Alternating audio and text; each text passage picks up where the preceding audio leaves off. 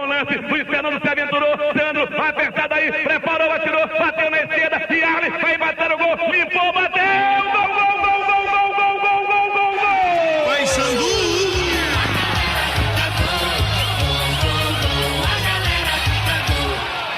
Vai, Sandu! Vai, Sandu! Vai, Sandu! Vai, Sandu!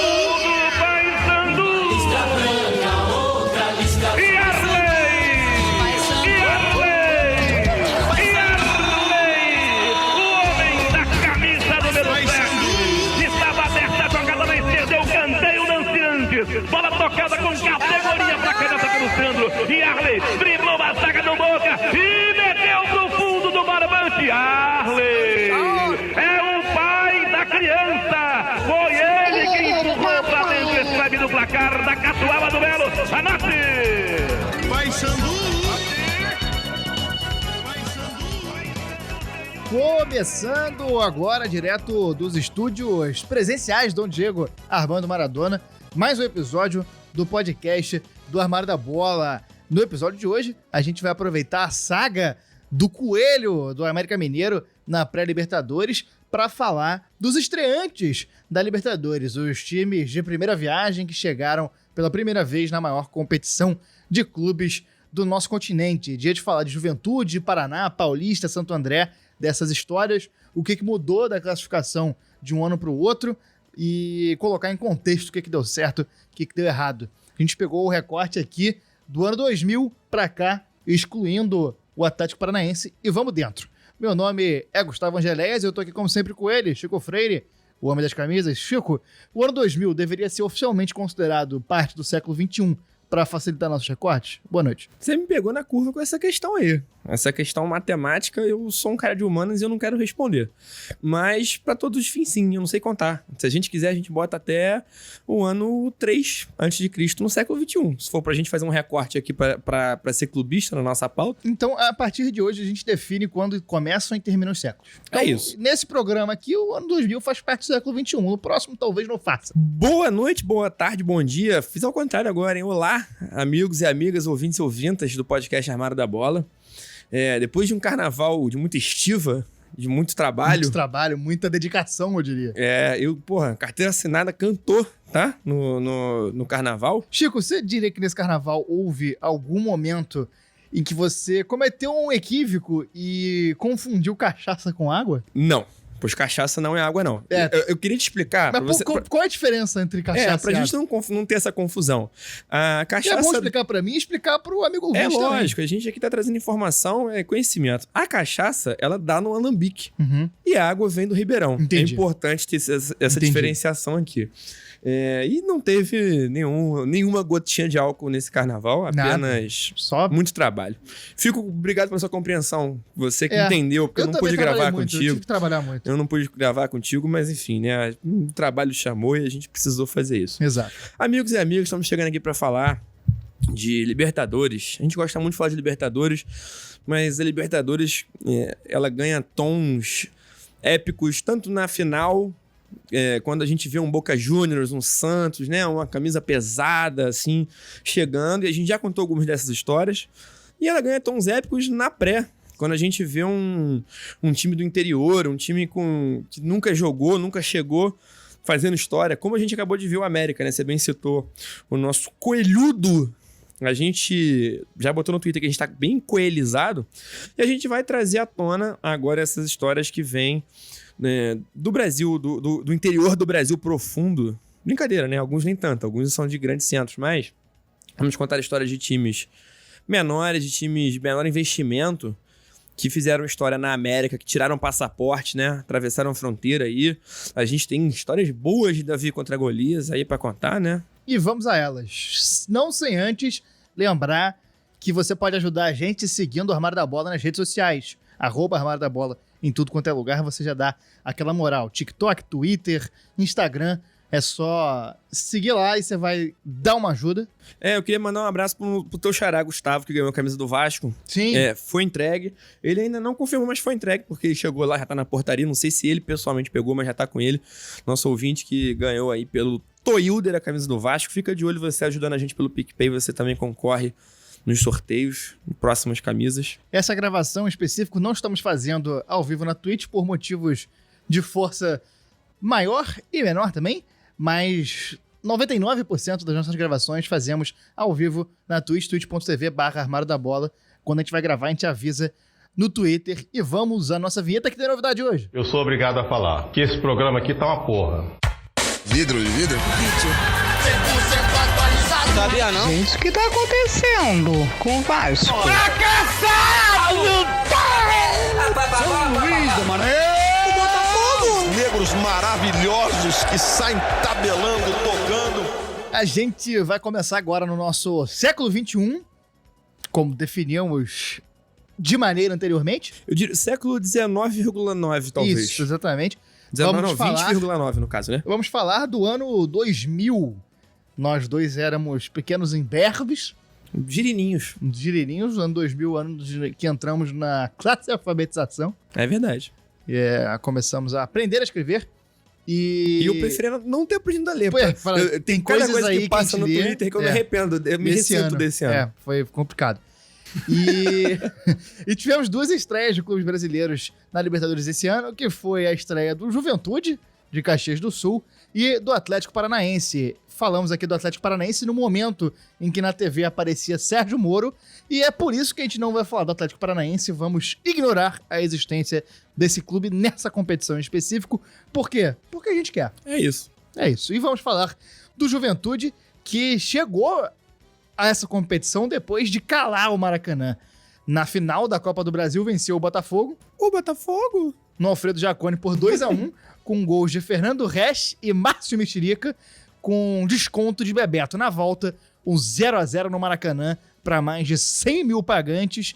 Na última partida, para 90 mil pagantes e mais de 100 mil presentes, na última partida do futebol brasileiro que teve essa quantidade de gente presente no estádio oficialmente. Extraoficialmente, É aí, isso.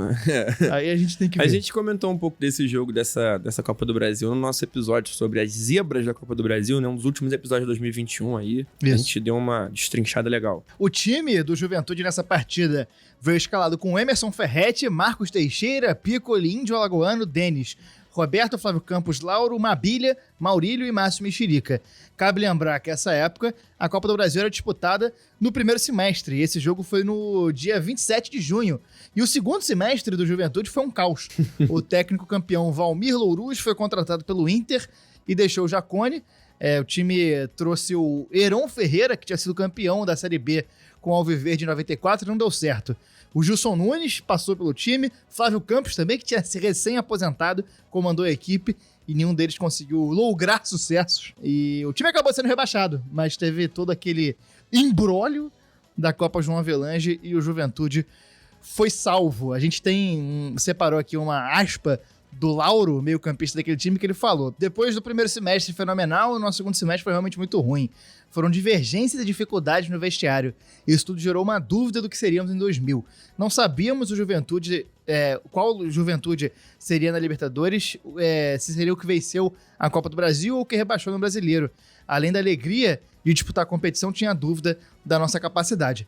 O Juventude tinha parceria com a Parmalat, assim como o Palmeiras, e o ano de 2000 seria o último dessa parceria, e começou com o retorno do Valmir Louruz, que estava voltando ali a Casa Mata, mas que logo no começo do ano seria eliminado na primeira fase da Copa Sul Minas. O elenco passou por muitas mudanças e trouxe reforços como o goleiro Ellerson do Ituano, o lateral direito Márcio do CSA, os zagueiros Marcão do Goiás e Adilson do Paraná, o volante Jair do Grêmio, que um dia o Jair chegou na pastelaria e falou: quero um pastel de queijo.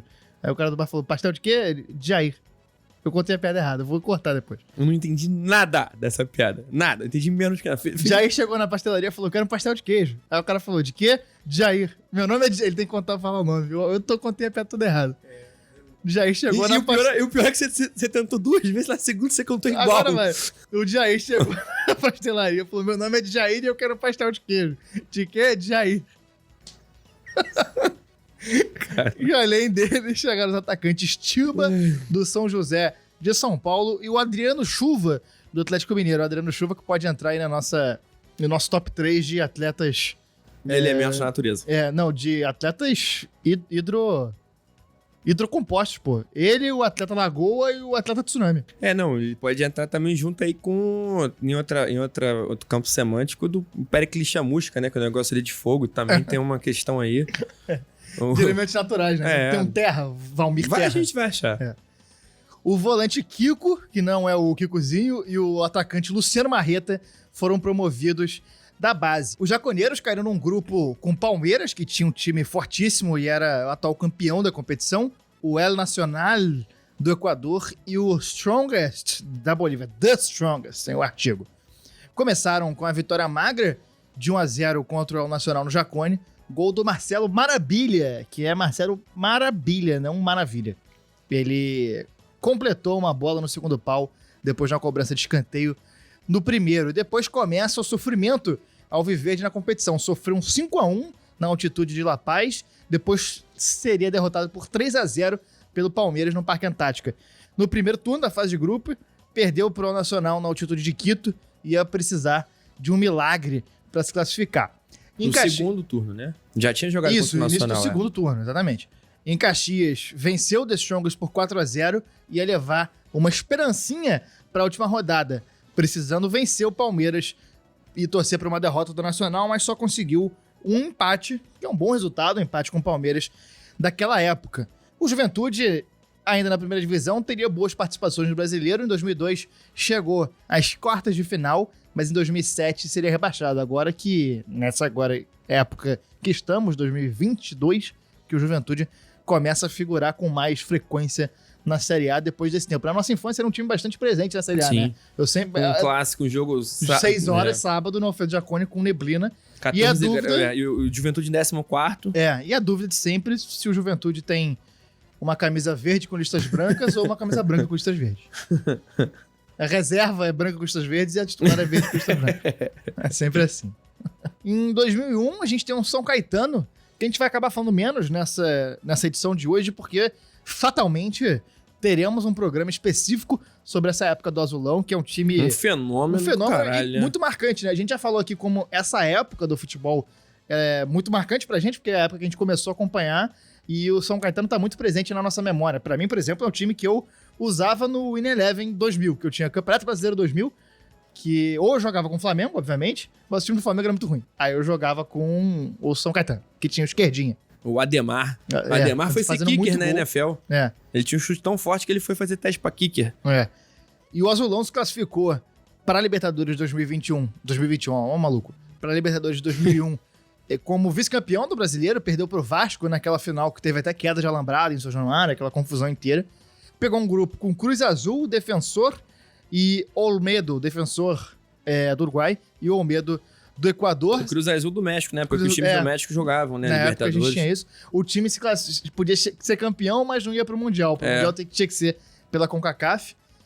Se classificou com 2 vitórias, 2 empates, 2 derrotas, 6 gols feitos e 4 tomados. Uma campanha bastante regular e deu azar porque nas oitavas pegou o Palmeiras, que de novo é um time muito forte. Campeão em 99, finalista em 2000 e em 2001 seria semifinalista. São Caetano conseguiu vencer a primeira partida por 1-0, mas perdeu a segunda pelo mesmo placar e foi eliminado nos penais. Vamos pra 2 pegar anos. Um avião. Vamos pegar um avião. Viajar no espaço-tempo. A gente vai andar 2 anos aí pro futuro pra falar de um time que é protagonista de um dos momentos mais especiais e icônicos da história da Libertadores. Sim. Uma das grandes zebras da história recente da competição. Uma história que tá vivíssima na mente de muita gente. Vamos falar do Papão da Curuzu. Isso. O famoso Papão. O Paysandu, em 2003, né? Que protagonizou uma história bem legal. A gente falou legal do Paysandu, a gente fez um programa sobre a rivalidade contra o Remo. E o Paysandu, apesar de ter feito o que fez em 2003, que contaremos daqui a alguns minutos, teve uma trajetória que não foi curta pra chegar na Libertadores, não. O Paysandu foi subindo degrau a degrau. Vários degraus, né? Vários degraus, eu diria. Não foi uma vaga que veio assim do nada, foi uma vaga que o Paysandu precisou brigar no estadual, no regional, no nacional, para conseguir chegar no continental. Foi bem gradual e tudo no mesmo ano, né? O que é curioso. Hoje em dia a gente não vê isso acontecendo. O que aconteceu foi o seguinte: em 2002, os times estavam investindo muito mais nos torneios interestaduais, regionais, né? Do que no... Sul Minas, Rio São Paulo. Isso. Só que acabou que o Paysandu, mesmo assim, levou invicto o Paraenção, que era um dos poucos campeonatos que ainda tinha todos os times participando. Ganhou da Tunaluso na final. E tinha muitos jogadores formados no próprio Pará. Era um time muito ligado às raízes paraenses ali. Tinha alguns caras que entrariam para a história do clube em 2002, 2003, né? O Lecheva, Sandro Goiano, Velber, Jajá. O técnico era o Givanildo Oliveira. Maior Givanildo brasileiro. Com certeza, indiscutivelmente. O único que não pratica relações complicadas aí, para dizer o mínimo. Vamos manter assim. E depois de ganhar o estadual, o Paysandu chegou com uma moral legal aí para jogar a Copa Norte, né? A Copa Norte, além de todos os estados da região norte, né? Acre, Amapá, Amazonas, Pará, Roraima, Rondônia e Tocantins, ainda tinha o Maranhão e o Piauí. Os times do Maranhão e do Piauí jogavam a Copa Norte, né? O Maranhão e a Amazônia, né? É muito próximo do Pará ali. E, enfim, até por uma questão... Logística. Não só logística, mas uma questão esportiva mesmo. Fazia sentido os times do Maranhão e do Piauí disputarem a Copa Norte. E aí, o Paysandu passou da primeira fase tranquilo, e na fase semifinal, que ainda era de grupo, chegou um grupo encardido contra o Motoclube do Maranhão, o River do Piauí e o grande rival, o Remo, né? Mas tinha patrocínio da OMA? Não, mentira. E aí limpou esse grupo encardido. Putz, Gustavo, Eu comecei bem hoje, mas não, tá difícil, cara. Bem, é um conceito bem relativo. Não, eu brilhei hoje cedo, tá? No Zap eu tava voando. E aí, conseguiu se classificar pra decisão, o nosso papudo, e ganhou do maior campeão da competição, né? O São Raimundo do Amazonas. Foi 1-0 na ida, 3-0 na volta. E aí, o Paysandu conquistou o título regional. E aí, se classificou para a Copa dos Campeões. A Copa dos Campeões teve a última edição em 2002, justamente. Era uma competição que reunia não só os campeões, efetivamente. Essa foi a maior edição até. Tinha 16 participantes. Enfim, eram os melhores times de cada regional, né? A divisão de vagas eram 6 vagas para o Rio São Paulo, 4 vagas para o Sul Minas, 3 para a Copa do Nordeste. A Copa Centro-Oeste e a Copa Norte tinha vaga para os campeões de cada um. Aí eram efetivamente a Copa dos Campeões. Era um torneio que não existe há 20 anos, né? Assim, para quem é mais jovem aí, era um torneio nacional que tinha uma moral, tinha uma... Não era um torneio importante, né? E o campeão ia para Libertadores, né?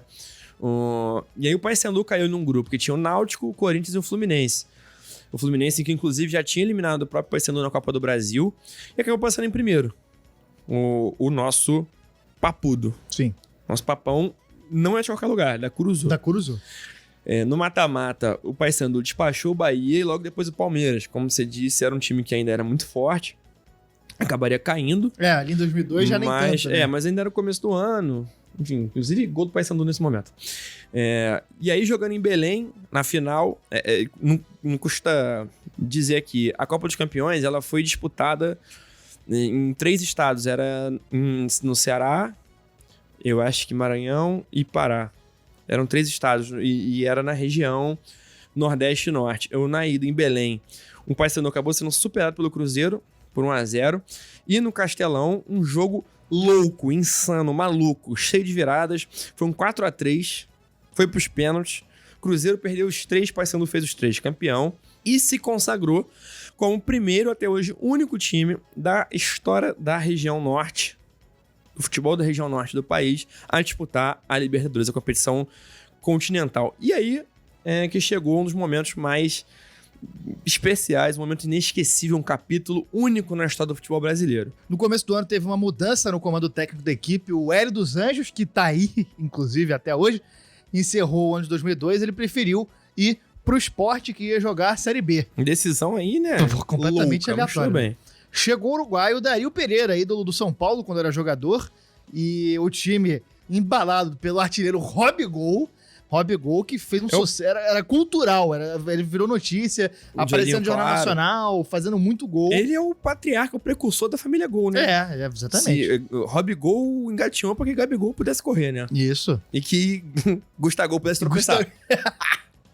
Pudesse pular, tal qual o Zion Williamson, como disse uma vez Fábio sua mãe. E também pelo May Arley, né? Que era um excelente meio-campo. Depois foi jogar no Boca, que a gente vai falar daqui a pouco, e jogou no Internacional também. O Yarley, ele tava jogando no Ceará, na Série B. Ele é cearense, ele começou no Ceará, ele tava jogando no Ceará e foi muito contestado. A torcida queria jogador de Série A, queria jogador, né, de peso pra jogar na Libertadores. Chegou o Yarley, foi muito criticado e o cara na pré-temporada já conquistou o espaço. É um cara que realmente escreveu capítulos muito legais do futebol brasileiro. E no Paysandu foi quando ele conseguiu essa projeção nacional aí. O Papão pegou um grupo com Cerro Porteño, o Sporting Cristal e Universidade Católica, um grupo difícil com Cerro Porteño, um time paraguaio, um time peruano e um time chileno. Sem nenhum grande bicho papão. O Papão, no caso, era o próprio Papão da Cruzul. Mas é um grupo cascudo, pra dizer o mínimo. Teve 4 vitórias, 2 empates, com direito a uma goleada de 6-2 sobre o Cerro Porteño no Paraguai. E aí, o Paysandu passou em primeiro e o técnico Dario Pereira vaticinou, cravou. Passar em primeiro é melhor, porque aí a gente pega um time mais tranquilo nas oitavas, pega um segundo colocado, beleza. Só que numa reviravolta muito louca... Porém... aí ele atraiu a zica nessa aí, Atraiu. Né? Foi um empate na última rodada, o cruzamento das chaves embaralhou todo, acabou que o Boca ficou em segundo e... deu Paysandu e Boca direto nas oitavas. E aí, meu amigo, o Boca Juniors não é brincadeira nunca, né? Não é brincadeira nunca. Hoje em dia, o mito do Boca Juniors deu uma perdida de força, né? Já não é mais aquela coisa que... Não é igual na nossa época. Não, nessa época o Boca era um time muito... E era impossível ganhar do Boca. Era simplesmente impossível. Ninguém tinha feito o que o Paysandu foi fazer na ida na Bombonera. E aí, era uma época que o Boca revelava muito jogador de seleção, né? Toda hora o Boca ganhava uma Libertadores, já era tetracampeão nessa época.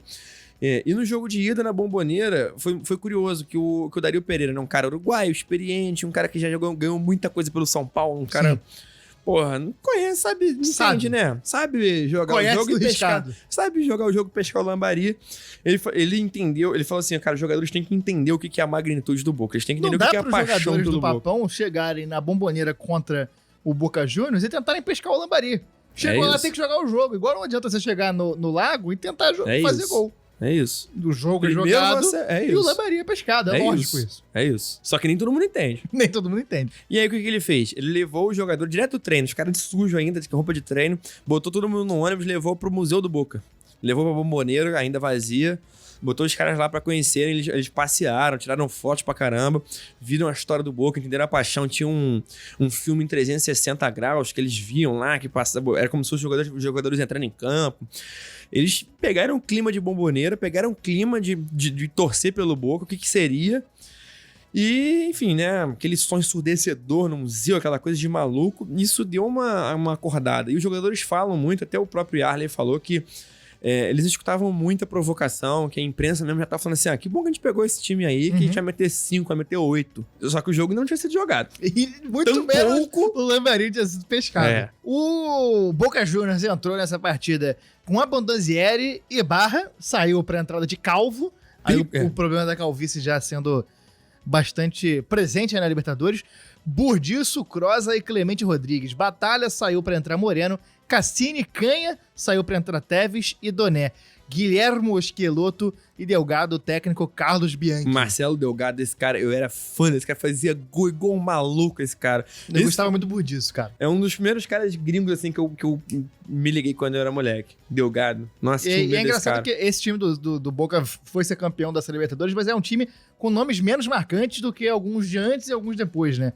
Tinha Abondanzieri, Burdiço, mas caras muito marcantes dessa época não estavam lá. Palermo, Riquelme, por exemplo. O Paysandu, Sporting Clube, Papão da Curuzu, entrou com Ronaldo, Rodrigo, que saiu para a entrada de Gino, Jorginho, Tinho e Luiz Fernando. Sandro, Lecheva saiu para a entrada de Bruno, Wanderson e Arley. Velber saiu para a entrada de Rogerinho, que não é o do Queiro, e Robson, o Robigol. Técnico Dario Pereira. Técnico Dario Pereira. O Paysandu sofreu do mal da Libertadores, né? Foi colocado num vestiário ruim, com Frio pra caralho, 10 metros quadrados. Chuveiro sem gás. Porra, não, é aquilo, né? Não tá jogando a Copa Moranguinho, né? Não tá jogando a Libertadores. Copa Moranguinho, o negócio o buraco é mais embaixo. E pra piorar, o árbitro era ninguém. O troféu é a boneca do Moranguinho com cheiro, né? É um grande morango. O árbitro, pra piorar, era ninguém mais, ninguém menos que Carlos Amarilha, que nunca gostou de foder o brasileiro na Libertadores. Jamais. Nunca gostou. Nós não estamos afirmando que o Carlos Amarilha gostava de ferrar com o time brasileiro. A gente tá afirmando o contrário. Que nunca aconteceu. Ele não nem gostava. Nem ele, nem Hector Baldasso. Nunca gostava de fazer isso. Expulsou 2 do Paysandu, tá? Ele expulsou o Robigol. Pelo menos quando ele expulsou o Robigol, ele expulsou o Clemente Rodrigues também. Expulsou um do Boca junto. Só que aí depois ele expulsou o Wanderson. E aí os jogadores até falavam, pô, o Robigol era um atacante, então a gente ainda conseguia ter alguma coisa ali. Expulsou o volante, aí, filho, aí o negócio ficou pesado pra defender. Ainda mais com 9 na linha, né? Mesmo que o Boca tivesse 10 em campo, o Paysandu tinha 1 a menos. E aí precisou se segurar na defesa, precisou ficar ali no contra-ataque. Cara, 0x0 tava muito bom. Só que aos 23 do segundo tempo, um milagre. O Yarley recebeu na entrada da área, driblou 2, botou no cantinho da Bondanzieri. A Bondanzieri que era um grande goleiro. Pato a Bondanzieri. Pato, E o Yarley imediatamente se tornou um ídolo da nação brasileira, né? Mundial, por que não? Sim, com certeza. E o Yarley definiu aquele time da seguinte forma, abre aspas, a gente tinha ousadia quando jogava, era um futebol alegre, bonito, era um time que gostava de atacar e não sabia se defender, nunca jogava na retranca. Esse jogo ofensivo fez com que o Paysandu conseguisse alcançar seus objetivos.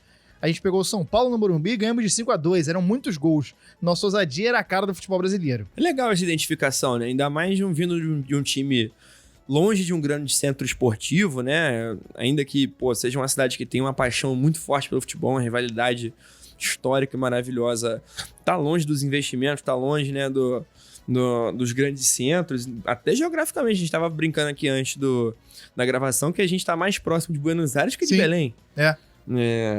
Enfim, e é muito legal essa identificação, essa representatividade que o Paysandu tem, que os próprios jogadores viam no time, né?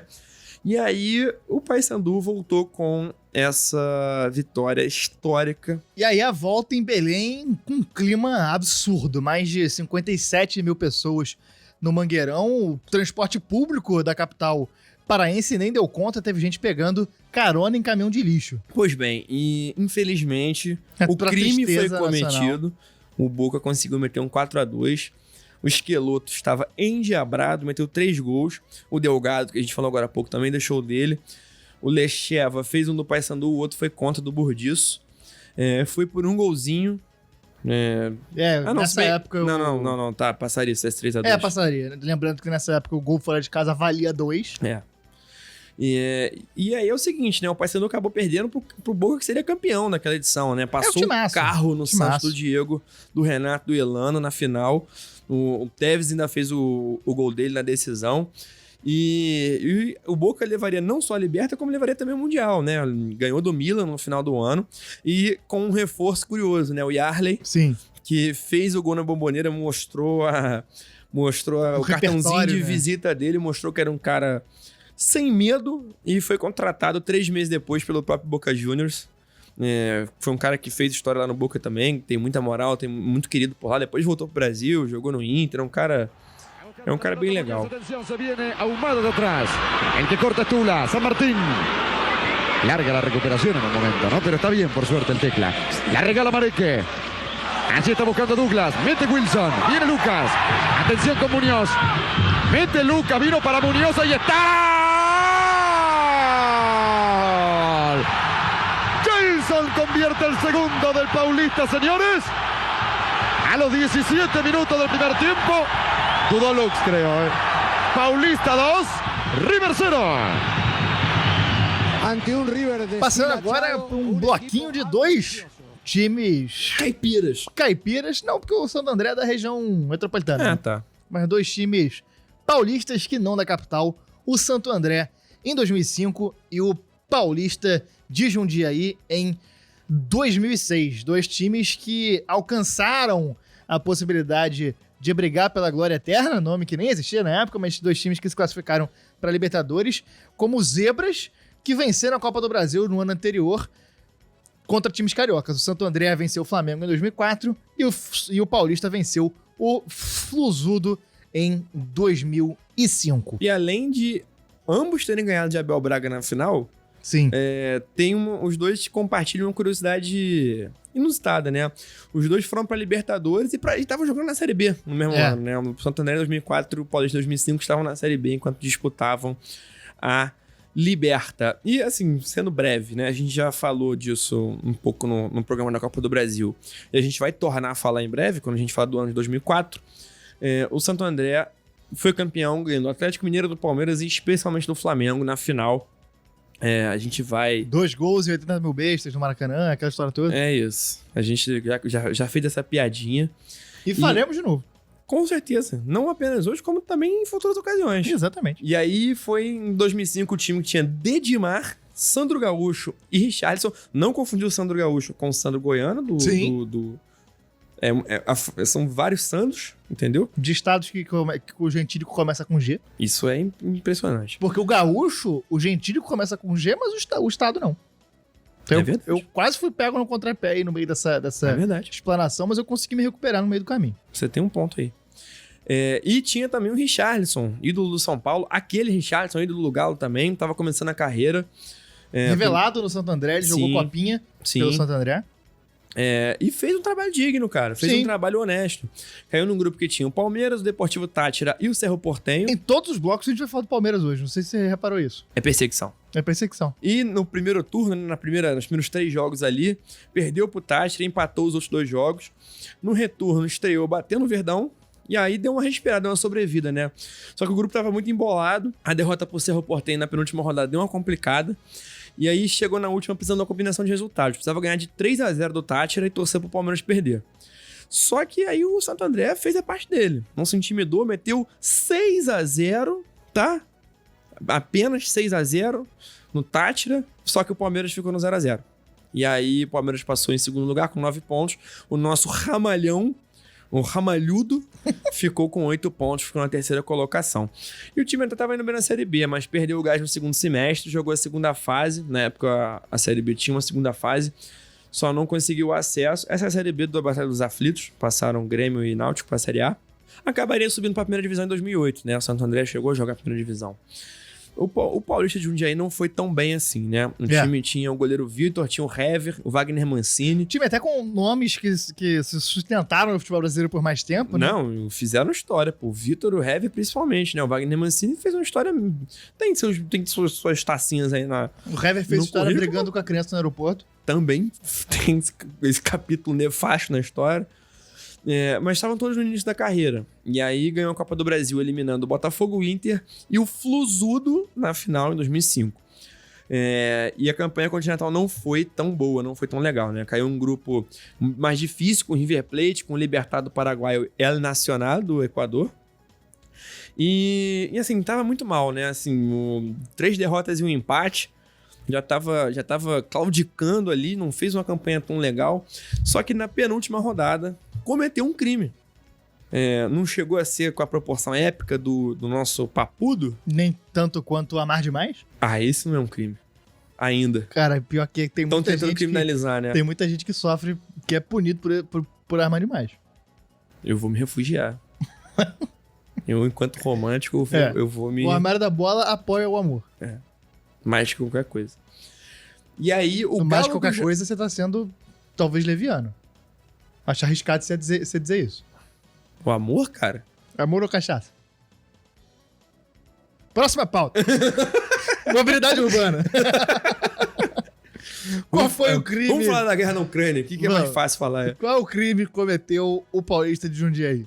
Um Galo do Japi receberia o poderoso River Plate no aprazível, no como é que eu posso definir? No pitoresco. Burlesco. No burlesco Jaime Sintra. Burlesco é foda, parece um cancão rolando no estádio. Porra, cara. A mulher com a saia, né? O Mulan Rouge no estádio. Não é isso, pô. Eu queria dizer bucólico. Bucólico, pô. Burlesco, ao contrário, idiota. O Galo do Japi receberia o poderoso River Plate no aprazível e bucólico Jaime Sintra, lá em Jundiaí, não obstante.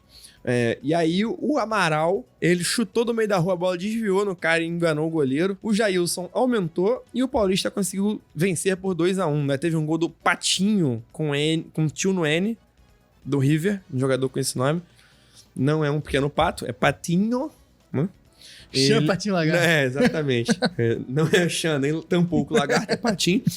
E o Paulista acabou ganhando por 2-1. Seria só isso, assim. Na última rodada ainda tinha uma chance, precisava ganhar do Nacional. Precisava que o River perdesse, ainda chegou com a sobrevidazinha.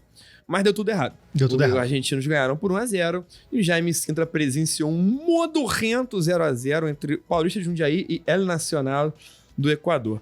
E o Paulista não teve o mesmo sucesso, o mesmo ímpeto que o Santo André teve. O Santo André chegou a jogar a primeira divisão.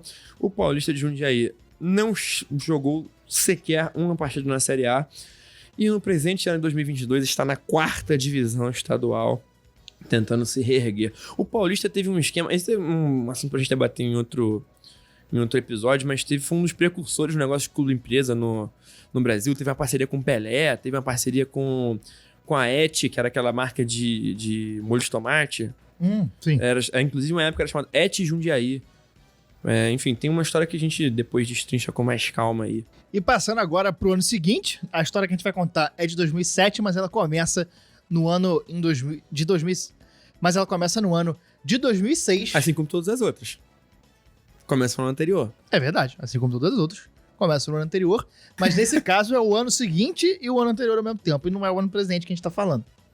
Em 2006, o Paraná teve o que pode ser considerado o melhor ano da história do clube, comandado pelo saudoso Caio Júnior, que faleceu no acidente da Chape em 2016, muito jovem.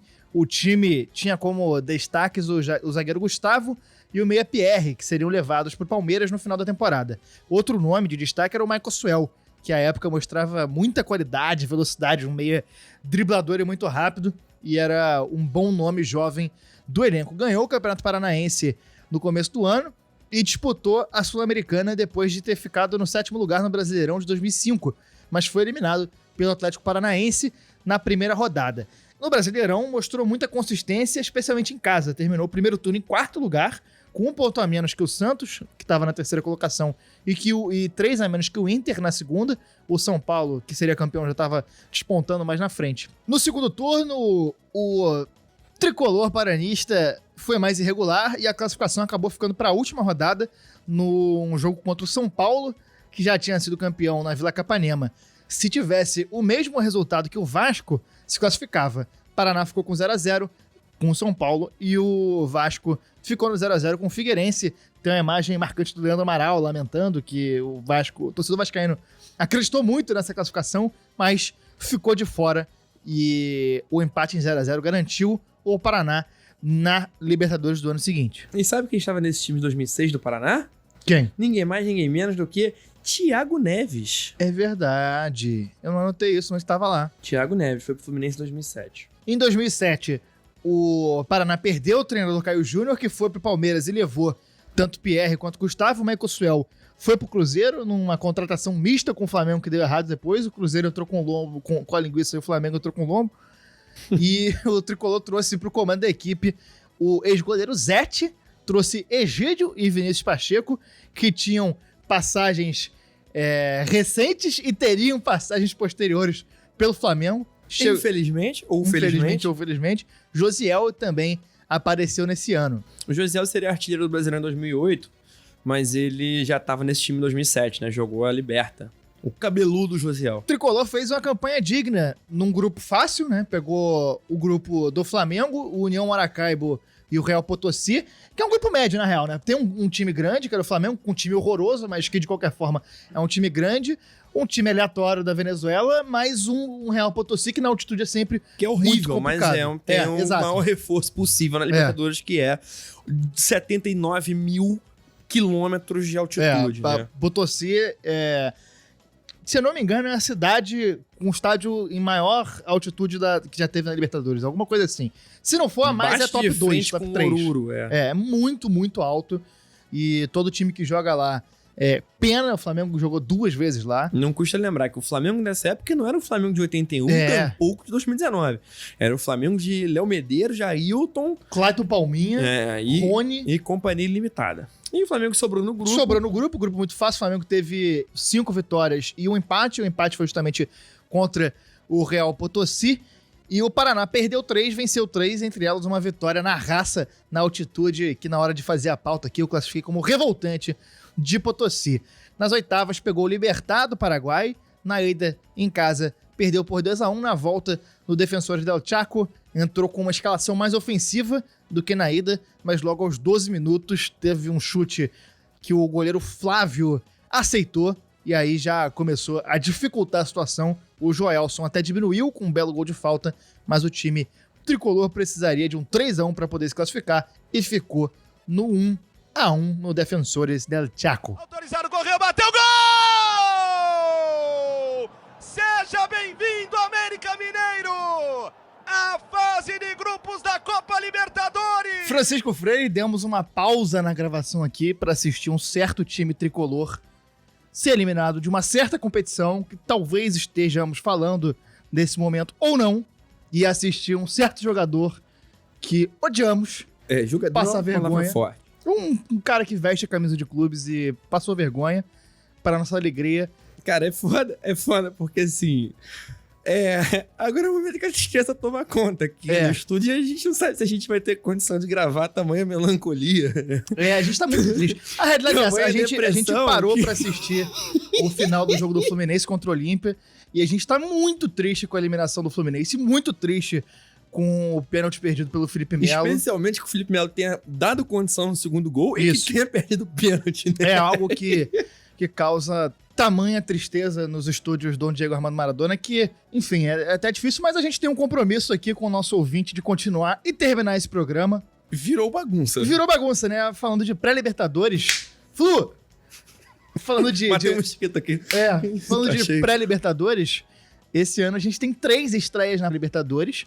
2 times brasileiros jogaram essa fase preliminar da competição. Um foi o Fluminense, que foi eliminado pelo Olímpia no Paraguai. Depois do Felipe Melo dar condição no segundo gol aos e perdeu o pênalti. 89 minutos de jogo. Isso. E perdeu o pênalti. Eu não sei se você falou. O Felipe Melo fez merda em dobro, pra variar. Falou pra caralho ali antes da cobrança de pênalti. Tentou dar uma motivada na galera. Ruth.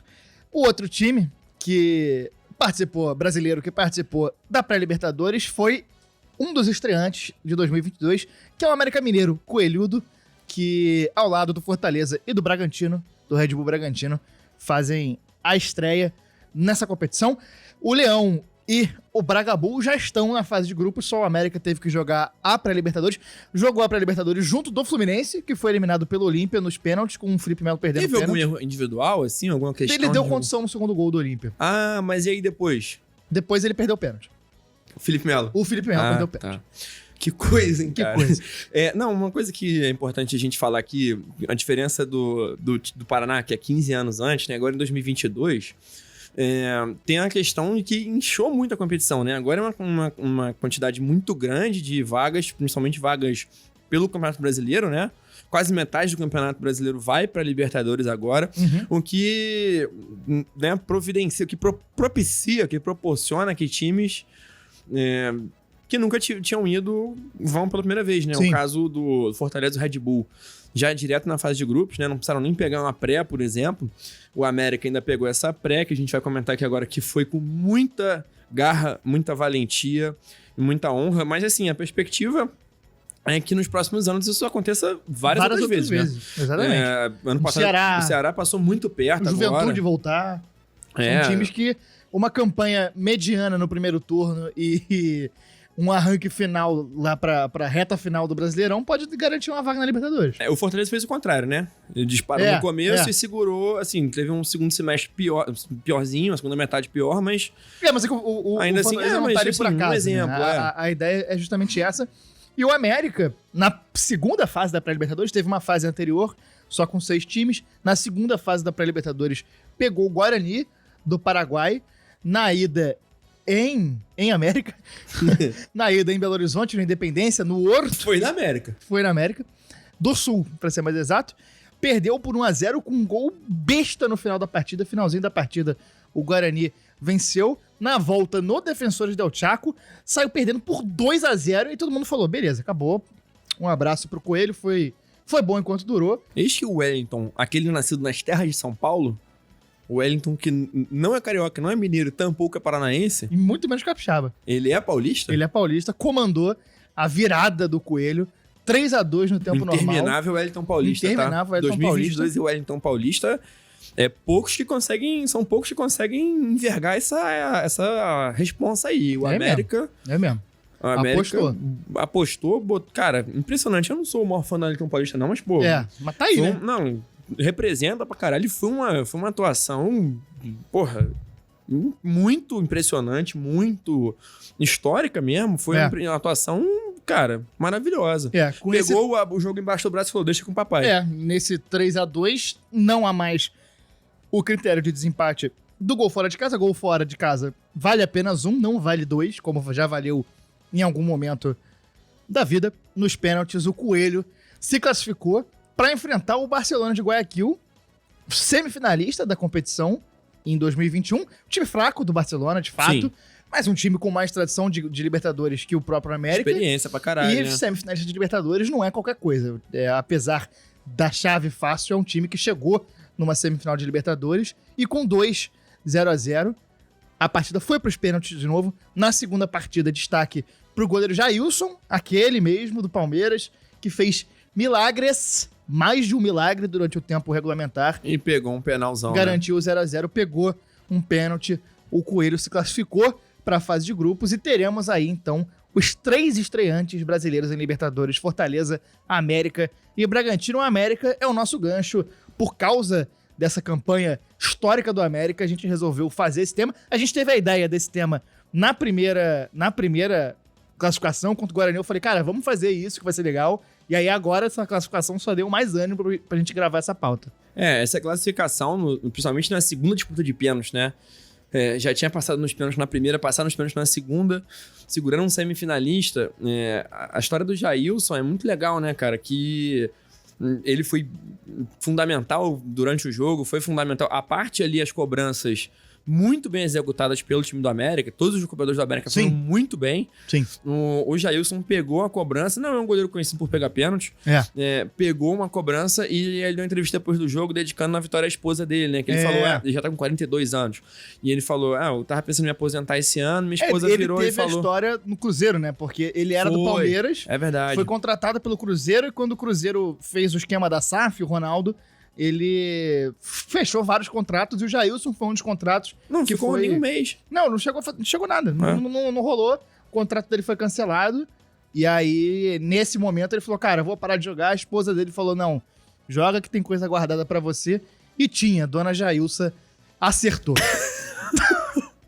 E é sempre bom a gente lembrar também que nessa pré-Libertadores o Fluminense foi eliminado. Cara, você pode me explicar um pouco melhor como que aconteceu isso? Que eu não tava vendo? Cara, então, o Fluminense jogou contra o Olímpia, ganhou o primeiro jogo por 3-1, tranquilo. E foi tranquilo, ficou tranquilo, chegou lá, tomou 2-0. No segundo gol, o Felipe Melo deu condição.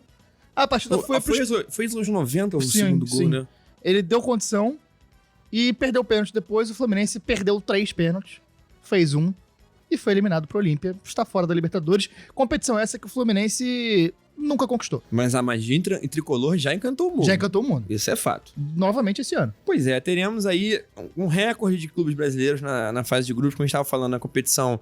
Por questões políticas e econômicas, a Conmebol aumentou o número de vagas aí para dar uma moral. E favorecendo o Brasil e a Argentina. Brasil e Argentina como os polos econômicos mais fortes aí, dos campeonatos mais... ricos aí da região, foram bem beneficiados com essa mudança. O Brasil vai ter, acho que 8 times, né? Sim. Cara, seriam 9, mas seriam o que 9. aconteceu com o Fluminense? Não viu o que aconteceu. Cara, foi eliminado na pré. Mesmo? Foi pro Caramba. Olímpia. Meteu 3-1 no Maracanã, tomou 2-0 lá. E sabe o que aconteceu? O quê? O Olímpia tava fazendo 1-0 só. E aí, aos 89... O Felipe Melo deu condição, o cara fez 2-0, foi pros pênaltis, ele perdeu o pênalti dele, Felipe Melo. Caramba, que pena, cara. Aí o Fluminense foi eliminado. Não vai jogar a fase de grupos. Torço muito pro Felipe Melo. pro Felipe Melo se fuder. E com isso a gente chega ao final desse nosso programa, que a gente fez um recorte aqui, mudamos as regras de categorização dos séculos para trazer para você esse conteúdo. A gente ligou pro Gregório para falar sobre essa mudança no O calendário Papa dele. Gregório, é. Lá ele... A gente fez uma mesa espírita aqui pra falar com ele. E ele aceitou isso. Ele falou em latim, não entendeu nada que a gente falou, mas a gente Nem- simplesmente... mas a autorização foi concedida. Ele falou, autorizaram Codectus. E aí foram autorizados a fazer esse programa. Ele falou, vai de Mecum, né?